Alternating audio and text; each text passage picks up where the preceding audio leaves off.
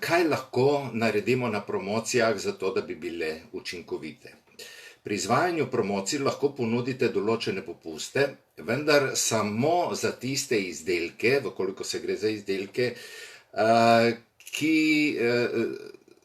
o katerih ste se dogovorili z dobavitelji, da jim boste ponudili dodaten popust. Bodite previdni, kajti za storitve je veliko bolje ponuditi bonuse. Zakaj? Zato, ker popusti znižujejo vrednost vašega dela, medtem ko bonusi povečujejo vrednost uporabe, se pravi dodatnih storitev, in posledično s tem lahko ustvarite tudi večje prihodke. Naslednja zadeva, na katero je potrebno biti previden, pa je: vse stranke niso enake.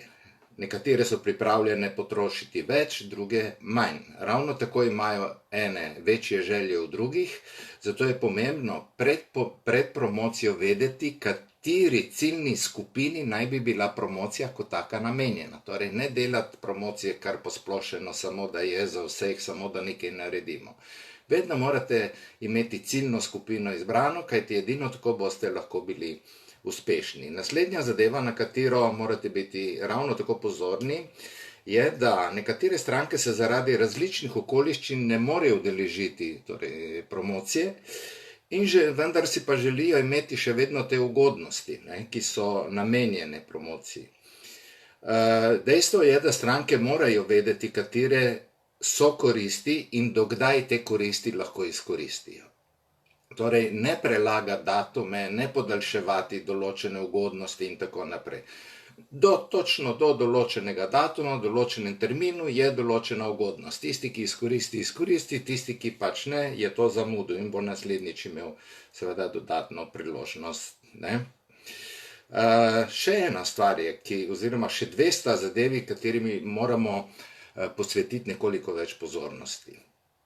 Vsaka promocija torej mora biti predhodno dobro načrtovana, kajti zato so potrebne priprave, seveda vkoliko se želi, da bi bila promocija učinkovita.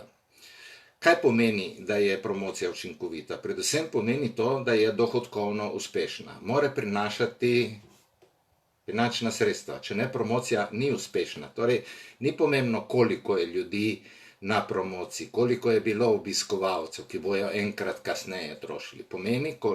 Bistvo je, koliko so ti obiskovalci isti dan pri vas potrošili, si zagotovili termine. Ravno tako je za uspešnost promocije potrebno pravočasno zagotoviti finančna sredstva. Vi morate planirati promocijo naprej, ker če tega ne počnete, potem ne boste imeli finančnih sredstev na strani, ne veste točno, koga bi povabili, koliko boste za to porabili, zato je pomembno, da to planirate prej.